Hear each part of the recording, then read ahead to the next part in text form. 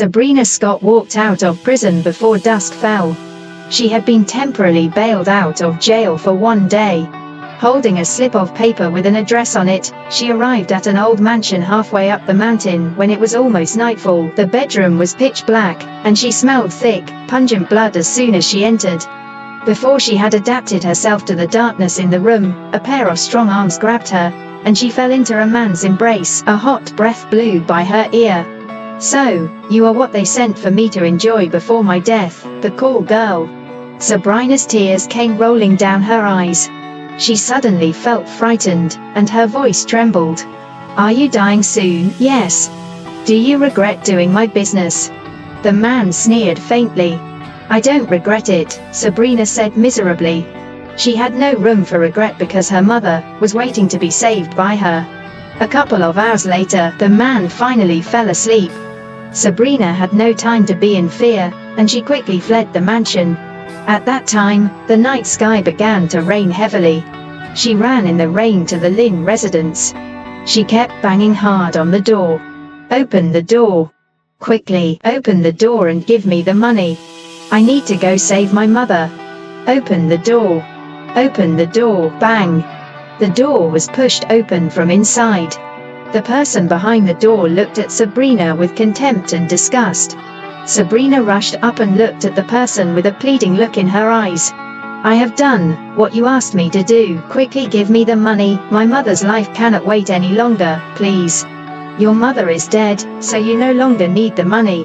The person who opened the door threw a black framed picture into the rain, then mercilessly closed the door. "What?" Sabrina was stupefied as she stood motionless in the heavy rain. Long afterward, she let out a harsh cry. "Mother, I was late, wasn't I? I missed the timing to save you, didn't I? My mother is dead. My mother is dead." Sabrina fainted for crying too much outside the door of the Lynn residence. When she woke up, 3 days had passed, and she was in prison again. "You have been acquitted," the correction officer said blankly. Sabrina cried tears of joy and murmured, "Mother, I couldn't save you, but could you forgive me?" As she walked out of the prison door, a black car stopped. A man in shades ordered, "Bring her over." Sabrina was pushed into the car and sat next to the man. "I am Sebastian Ford.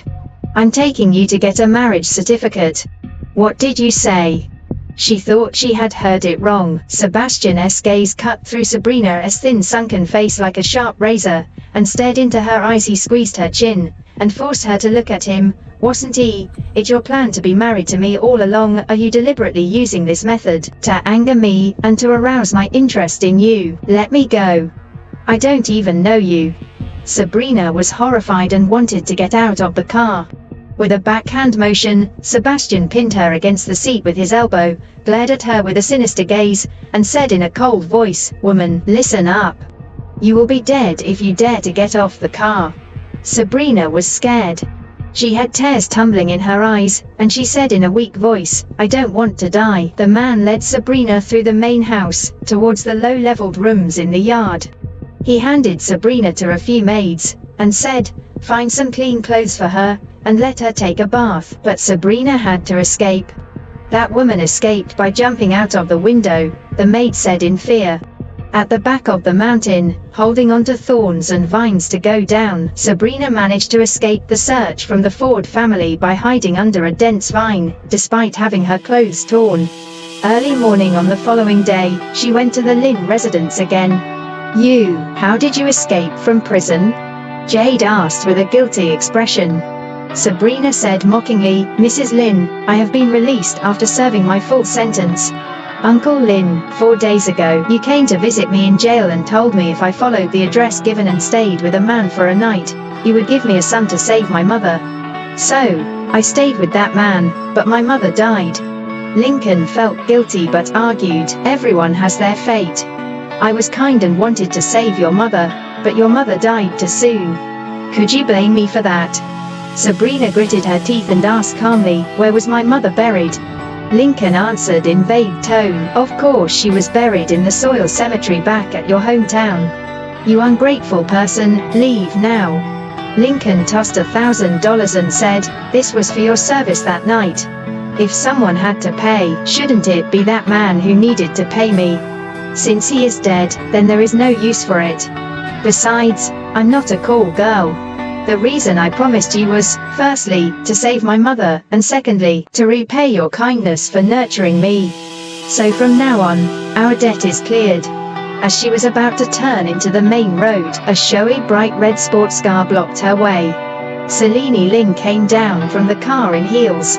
Isn't this the broke woman who had been begging at our house for 8 years?